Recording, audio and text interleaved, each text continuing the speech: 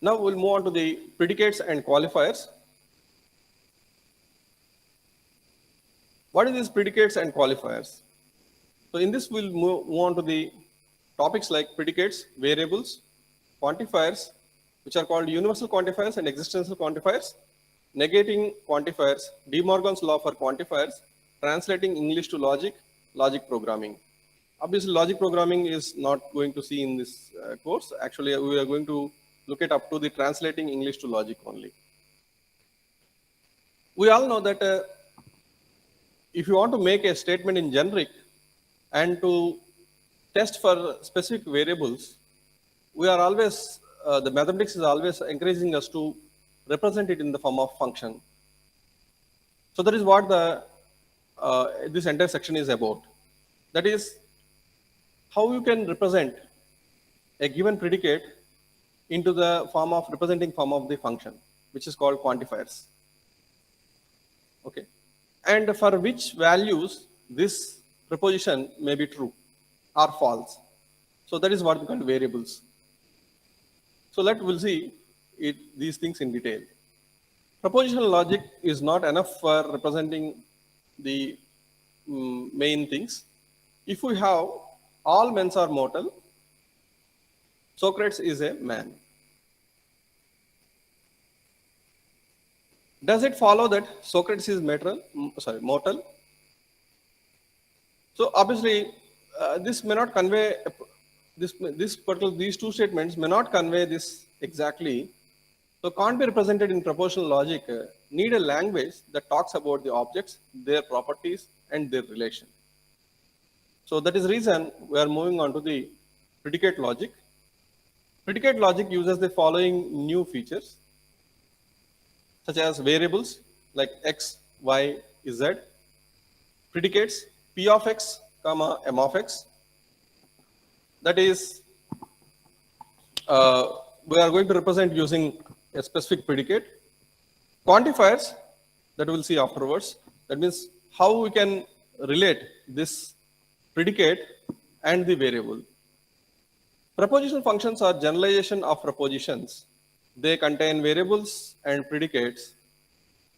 Example, p of x. Variables can be replaced by elements from their domain. You can mention x you can mention a domain for x. For example, x may be the integers, x may be positive integers, x may be negative integers. Like that, you can mention some domain for x. Propositional functions become propositions, that is have truth values when their variables are each replaced by a value from the domain or bound by a quantifier, as well as that we'll see later in this next slides. The statement for p of x is said to be the value of the proposition function p at x. If you have given the p of x a particular proposition statement, like p of x denotes x is greater than 0, the domain be the integers, then p of minus 3 is false because it is a negative integer, and p of 0 is also false because the condition here is x is greater than 0, but p of 3 is true. The reason is 3 is the value which is greater than 0. Often the domain is denoted by u. Capital U is the symbol used for the domain. So in this example, capital U is the integers. So here, if you consider, let x plus y is equal to z be denoted by r of x comma y comma z and u for all three variables be the integers, then what are the find that for which values this is true. So r is true for 2 comma minus 1 comma 5? No. Whether r is true for 3, 4, 7? Yes, it is true. Whether r is true for x, 3 and z? This is not a proposition and is not a solution also. You cannot get the solution also. That to get the solution, all the variables must represent some specific value in the given domain. In the third case, what is happening here? X is there, X is a variable. As it is, we are using this. 3 is a value and Z is a variable. So that is the reason this proposition cannot give a solution. And we cannot consider this as a proposition also. Like that, several examples have been given. Now we'll see the compound expression. We have seen simple expression, simple proposition, and we can make the combination of these propositions. Connectivities are connectives from propositional logic carry over to propositional or predicate logic. If P of X denotes X is greater than 0, find their truth values, P of 3 or P of minus 1. Anyhow, P of 3 is true because X is greater than 0, 3 is greater than 0, true, or P of minus 1, it is false. But because of the combination of the disjunction, conjunction, so P of 3 or P of minus 1, so true or false will give you true only. Like that, other operations of combination with the propositional functions. So P of 3 and P of minus 1, P of 3 implies P of minus 1, P of 3 implies negation of P of minus 1. So these are the resultant values, and this is also said to be the compound expressions. And you can get the values when you can get this particular solution only when you have the specific values in the domain. This P of 3 and P of y, you cannot get any proposition here. The reason is here constant is there 3, which is a value, and here y is a variable. P of x implies P of y. This will not also give you any value. The reason is there is no specific value in the domain. So when you use it with the qualifiers to be introduced next, that we will use the qualifiers, these expressions become propositions. So this expression, whatever the compound expressions are there, if you use with the quantifiers, so universal quantifiers and existing quantifiers that we'll see next, then it will become the propositions. So quantifiers, you please make note of these quantifiers. We need quantifiers to express the meaning of English words, including all and some. So previously, whatever the statements we have seen cannot be expressed in the predicate propositional logic. The reason is there is no quantifier mentioned attached to this. All men are mortal. See, how can you represent all men? So there is a quantifier is required. Some cats do not have fur. So this is some cats. How can you represent some cats? There are many cats. Okay, only for few cats where this particular statement is true. So it can be resolved, or it can be written with the quantifiers like this. The two most important quantifiers are universal quantifiers, that is for all. This is the symbol used for this, V and a strike of mark like this. So for all, this is represented as for all. Existential quantifiers, there exists, which is a reverse of E kind of thing that you are supposed to write here. This is the symbol. We write as in for all x, P of x, and there exists x, P of x. For all x, P of x asserts that P of x is true for every x in the domain. For every independent value in the domain, this particular proposition will become true. But there exists x, P of x asserts that P of x is true for some x in the domain. Now, for example, x is a cat. Okay, various cats. So there exists a cat so that some cats do not have fur. So obviously this statement can be represented or can be used for this quantifier can be used for representing the second statement, some cats do not have fur. All men are mortal. So this can be represented with the first one, that is universal qualifier, for all. Okay, all men are mortal. So M of x we can make is a representation, propositional function representation M of x, where x is the set of men. So for all men it is true. This is the way you are going to represent this. The quantifiers are said to be bind to the variable x in these expressions. So here is an example for universal quantifier for all x of P of x is read as for all x P of x or for every x p of x. So if p of x denotes x greater than 0 and u is the integer, then for all x of p of x is false. Like that, if p of x denotes x is greater than 0 and u is the positive integers, then for all x p of x is true. If p of x denotes x is even, then u is the integer, then for all x p of x is false, because there exists some odd numbers also. Like that, existential qualifier. In existential qualifier, there exists some, means it is not true for every independent value in the domain, but for some values it may be true. So if p of x denotes x greater than 0 and u is the integers, then there exists x, p of x is true. It is used to, it is also true if u is a positive integer. Like that, you can also denote x is less than 0. Then for positive integers, if the domain you have considered as a positive integers, then there exists x, p of x is false. If p of x denotes x is even and u is the integers, then there exists x, p of x is true. And in other words, we can consider this universal qualifier as AND operation, and this existential qualifier as the OR operation. In OR operation, if any one of the inputs are true, then the entire resultant expression will be true.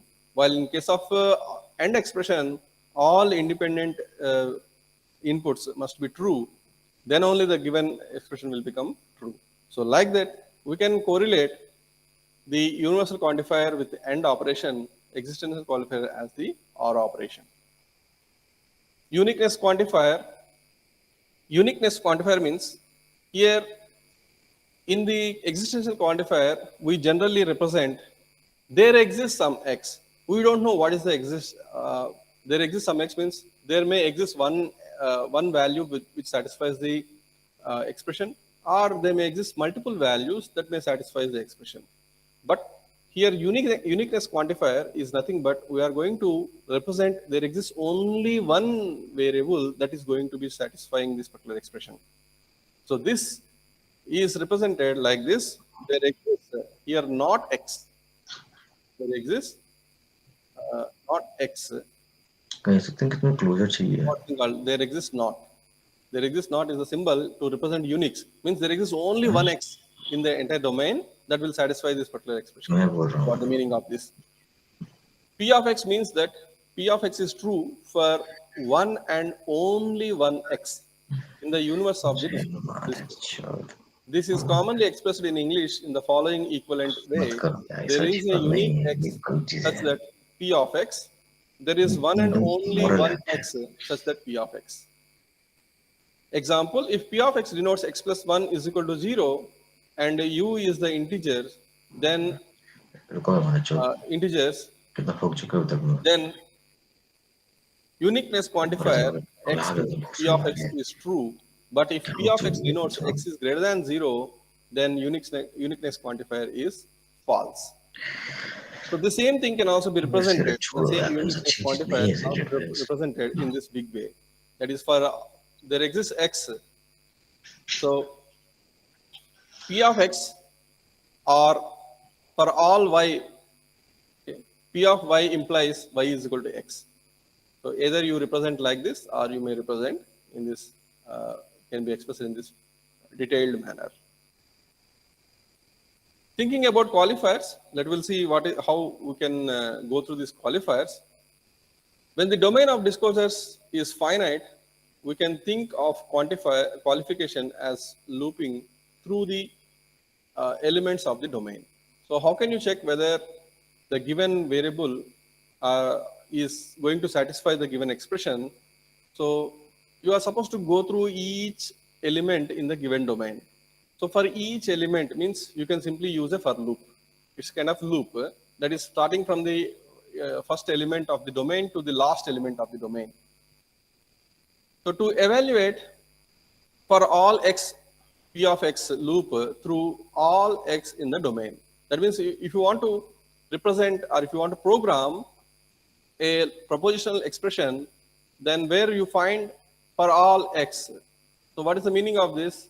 You can represent, one can represent this in the form of for loop.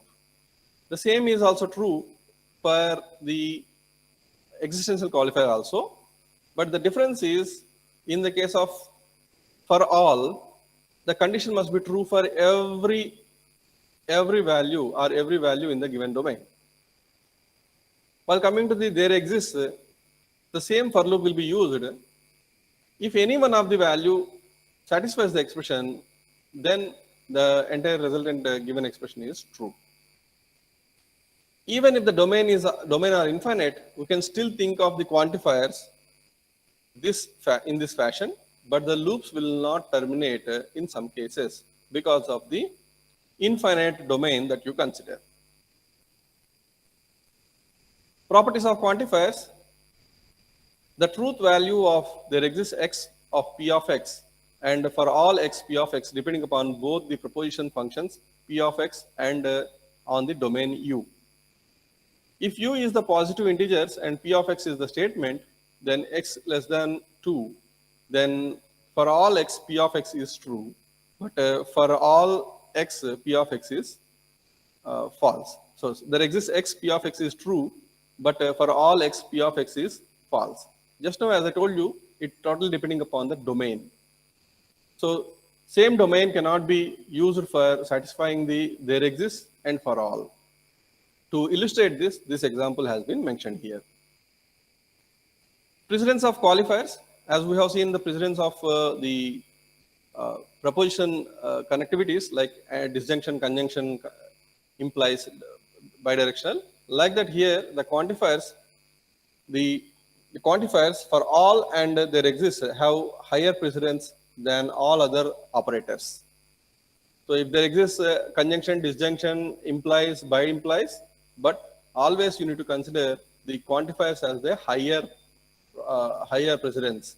First you need to, one need to evaluate the quantifier or consider the quantifier related expressions first, then to the expression evaluation will be done by considering the other operators. For example, for all x, p of x or q of x means that the evaluation will be done like this: for all x, p of x or q of x. So this will be considered first, then other operation will be considered with the other operator like or. For all x, p of x or q of x means something different. So unfortunately, often people write for all x, p of x or q of x, then they mean that for all x, p within the bracket, p of x or q of x. This is wrong. So the meaning of this one is different, this one in the this line, and the meaning of this is different. So that is, you must be very careful when you are using these quantifiers. Always the first preference will be given to the quantifiers, then to the next preference will be to the operators. Now we'll see the translating from English to logic. Example 1, translate the following statements or sentences into predicate logic. You require to pay some attention here. Every student in this class has taken a course in Java. Every student in this class has taken a course in Java. There is no ultimate thing that, okay, every student in this class exactly taken the course as Java, has taken a course as Java. Okay. First, decide on the domain U. So what is the domain here? Every student in this class. So the class students is the domain we can consider. Solution 1, if U is all students in this class, define a propositional function j of x. That means they have, that particular student has chosen the course, has taken the course as Java, denoting x has taken a course in Java, and translate as for all x, j of x. That means every student in this class has taken the course as Java. But if U is all people, it's not the student of students of a particular class, but it's all people. Okay, it may be the students of outside class also. That is all people. But if U is all people, Also define a propositional function s of x, denoting x is a student in this class, and translate as for all x. So if the student is belongs to this class x, the x is the student belongs to this class, implies he has taken the Java course. So this for all x, s of x and j of x is incorrect. So what is the meaning of this? The meaning is you need to prioritize. You need to prioritize this for all or the existence and qualifier if there exists first, then you need to use other operators.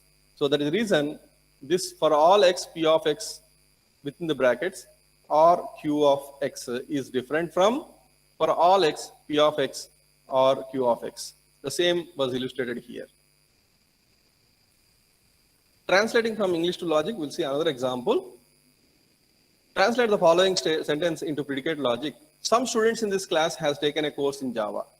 Now it is very easy for us to do it. Some students. Previously for all, every student. That means here we use the for all symbol, and here there exists a student. Okay. This is what the slight difference between the previous example and this example. So first decide the domain U. If U is all students in this class, that means you represent it as there exists X that taken J of X.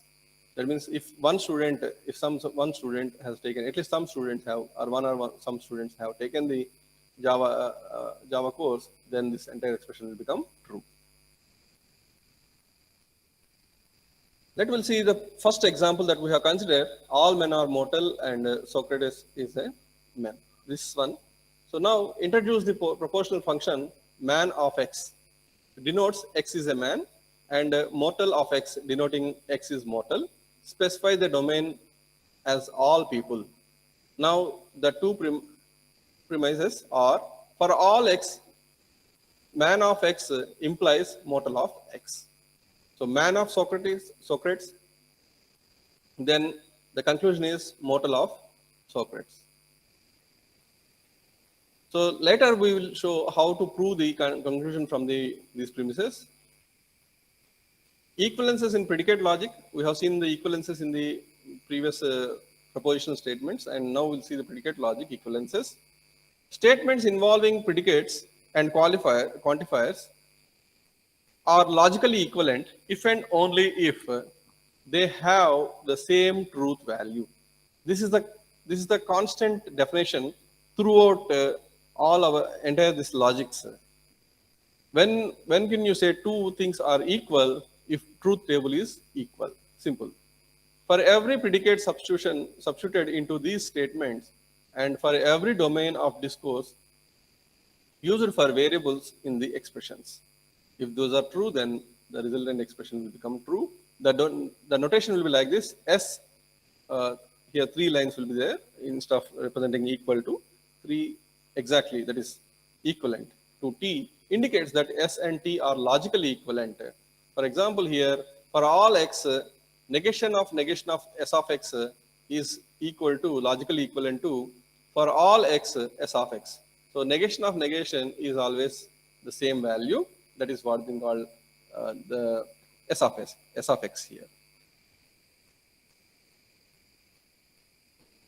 So thinking about the quantifiers as conjunction and disjunctions, as I have given you the hint that the for all quantifier, that is universal kind of quantifier, can be used as the end operation, can be considered as the end operation, and there exists this quantifier can be considered as the OR operation. So this is what the same thing was given in this particular lecture slide. So we can think quantifiers as conjunction. What conjunction? That is AND operation here, and there exists symbol or there exists quantifier or existential quantifier can be considered as the OR operation.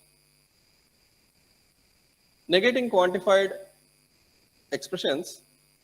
Negating means is nothing but we will consider is always true, but there may be cases they are not, means like how the students we have considered who have opted for the Java as a course, In one class, we're considering a student, that is, we're going to consider a set of a particular class where set of students are there who have taken the Java. But if you consider the entire people, then automatically this may not be true. So in such a cases, we can also use the negating the quantified expressions. It will be done like this. Consider for all x, j of x. Every student in this class has taken the course in Java. Here j of x has taken a course in Java. And the domain is the student of your class. Negating the original statement gives, it is not the case that every student in your class has taken the Java. This implies that there is a student in your class who has not taken the Java. So this is what they call negation. This can be represented symbolically like this. Negation for every x, j of x. So this is nothing but every student in this class has not taken the Java as the course. The same thing can be represented with the existential qualifier. There exists a student who has not taken Java as the course. So now, to negate, the negation is given to the variable first here in the for all x here. In the second case, the negation has been given to the proposition function. Like this, we can mention the negation for the quantified expressions. Now consider there exists x, j of x. There is a student in this class who has taken a course in Java, where j of x is x has taken a course in Java. So in this case, negating the original statement gives, it is not the case that there is a student in this class who has taken Java. This implies that every student in this class has not taken Java. So now, whenever you negate there exists x, then the same thing can be negated, used for the negation for all x negation j of x. Both are logically equivalent. Again, we'll come across the De Morgan's law in this quantifiers also. The previous two slides, examples given in the previous two slides, were summarized here. The rule for negating quantifiers, negation of for all, there exists x of p of x is for all x negation of p of x. Negation of for all x p of x is there exists x negation of p of x. So this is represented like this. We know that for all means end. For all means end operation. That is x1 and x2. Okay, whole complement is x1 complement or x2 complement. Simple. The same concept we are going to use here. Negation of for all x p of x is represented as there exists x negation p of x. In the same way, there exists negation of there exists x p of x, that is x plus y whole or x1 plus x1 or x2 whole complement is equal to x complement dot x1 complement dot x2 complement. Like that, we are going to give the negation for the entire OR operation, then it will become the negation for the specific AND operation. These are important. We will use this in our entire the rest of the next lectures, the next slides. Translating from English to logic. Some students in this class have visited Mexico. Solution, let M of x denotes x has visited Mexico and S of x denotes x is a student in this class. And it can be represented as there exists x, S of x, some student is there and visited Mexico. So if any one of this is true, then this particular statement will become true. And the same statement can be represented in this way. Or we can also represent like this for all x, student, x is a student, implies that he has visited Mexico, and here every student in this class has visited Canada or Mexico. That is, the student who has visited Mexico or Canada, and then he will become the student for every x in this particular class. Nested quantifiers. Quantifiers can also be nested. Like nested quantifiers are often necessary to express the meaning of sentence in English, as well as important concept in computer science and mathematics. You can nest two quantifiers if and only if, or if one is within the scope of other. Otherwise, you cannot nest it. That means the result of the inner one is used for deciding the result of the outer one. That is what the nested quantifiers is.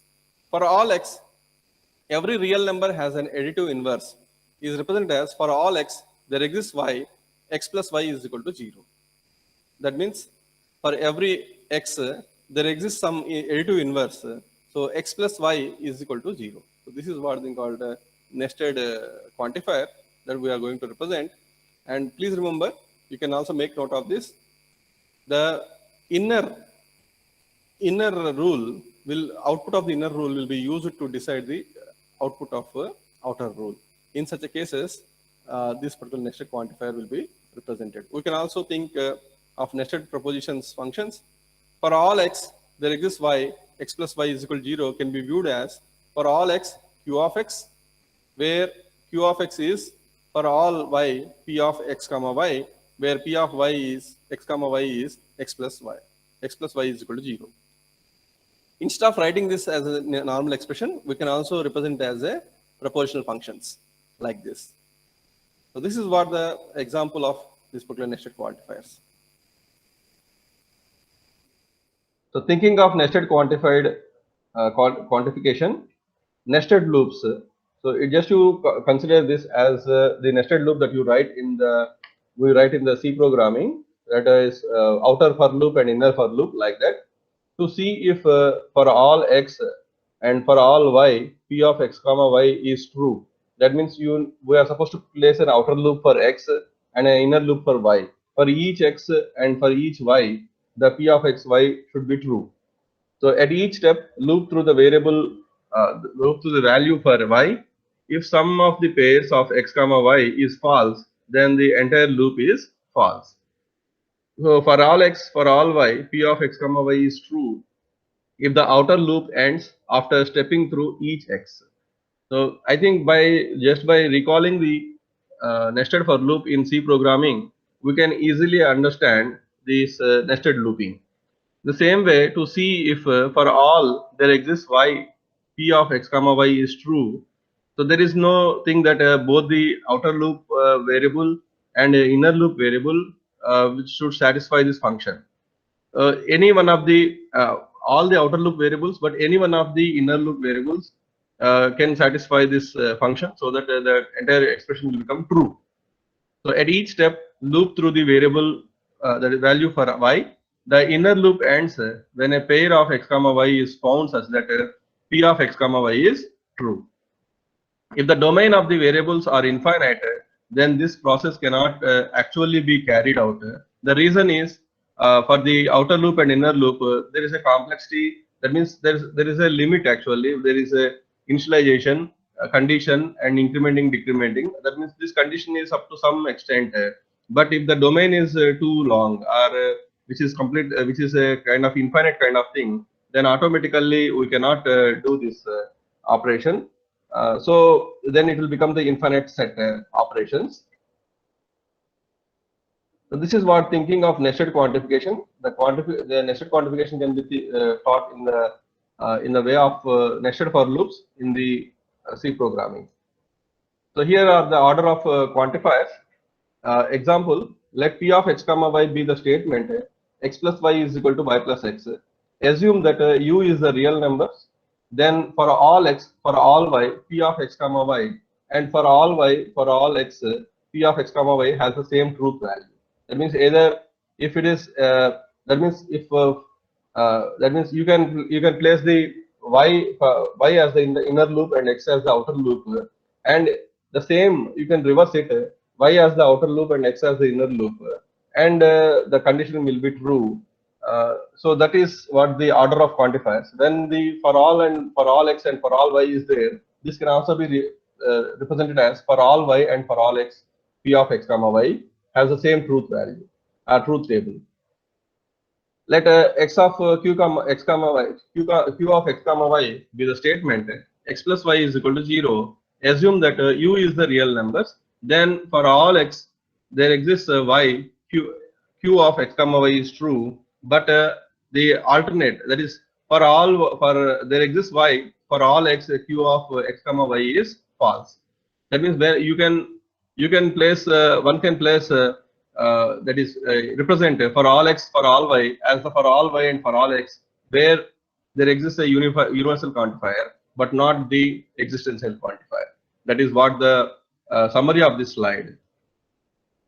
Questions on order of quantifiers. Let u be the real number and define p of x comma y, that is x dot y is equal to 0. That means multiplication of x and y is equal to 0. Then what is the truth value of the following? For all x, for all y, p of x comma y. So this is false. That means there should exist one variable which will make the entire expression 0. So where u be the real numbers. So for all x, there exists y, p of x comma y is giving you 0. That is, this expression will become true. There exists x, for all y, p of x comma y is also giving true. And for all there exists x and there exists y, p of x comma y is true. So this is what the thing. So which is the truth value of the following? So you need to identify here. So here the truth values can be represented as 2, 3, 4. These are the 2, 3, 4 other truth values that you can represent for this expression. Next is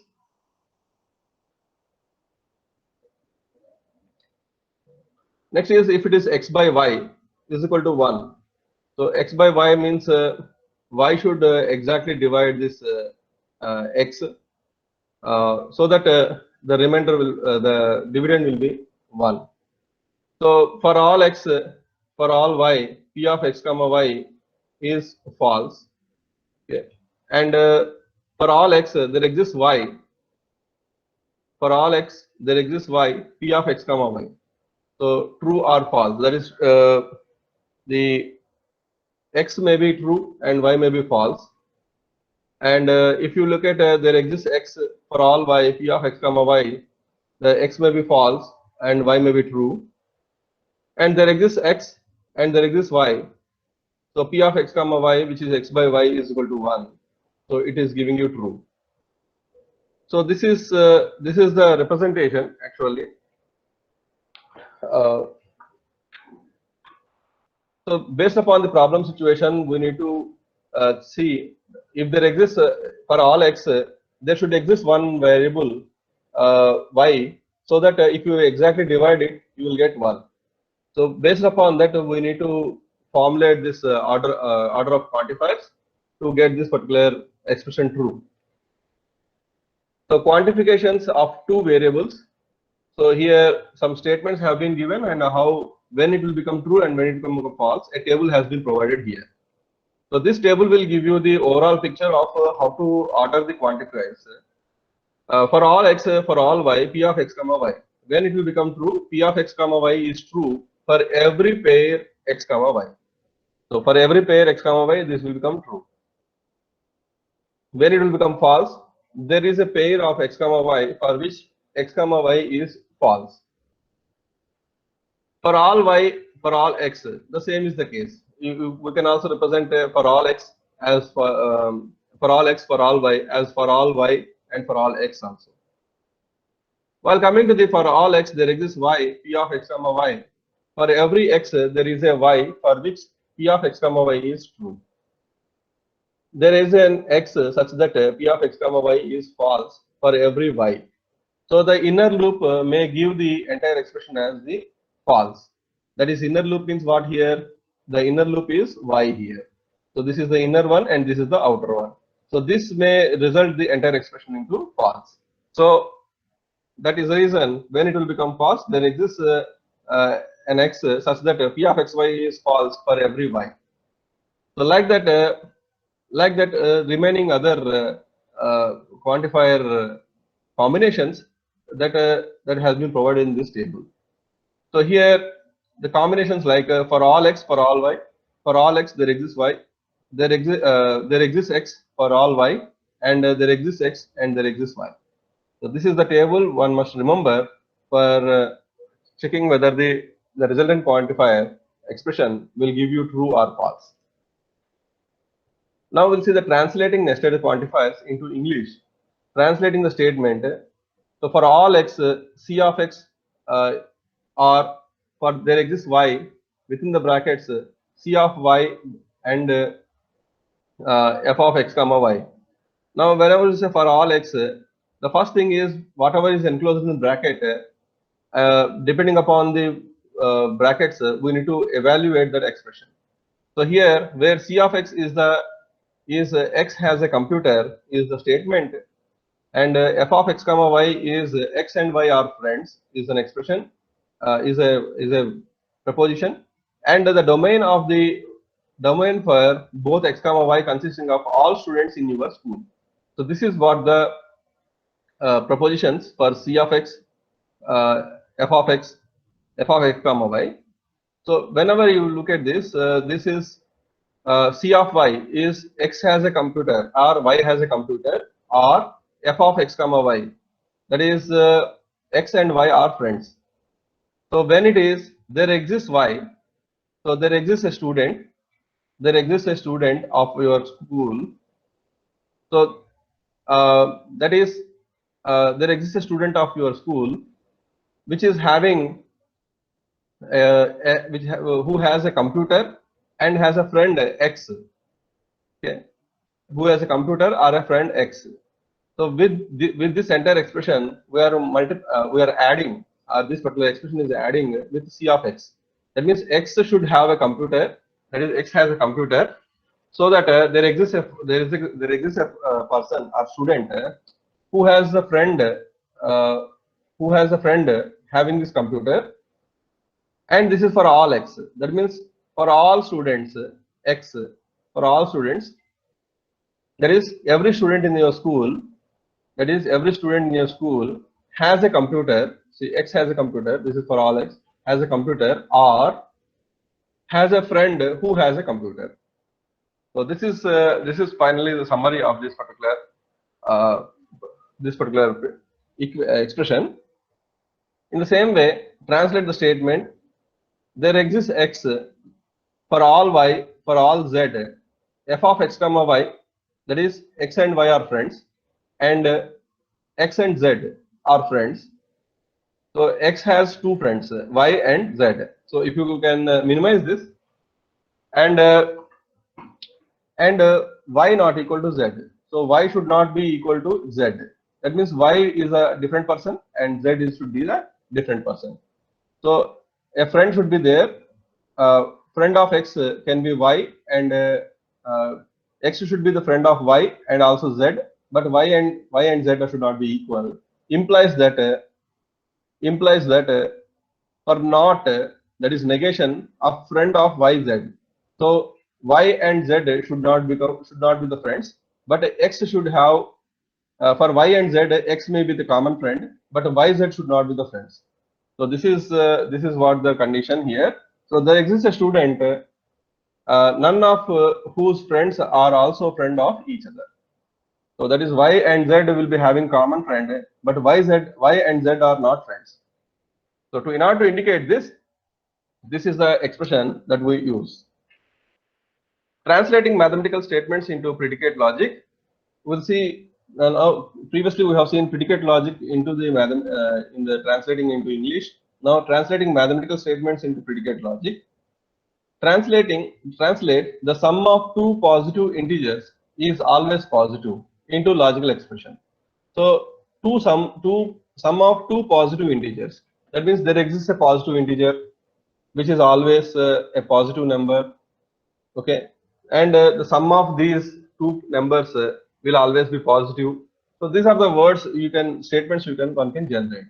So rewrite the statement to make the implied quantifiers and domain explicit. For every two integers, if these integers are both positive, then sum of these integers is positive.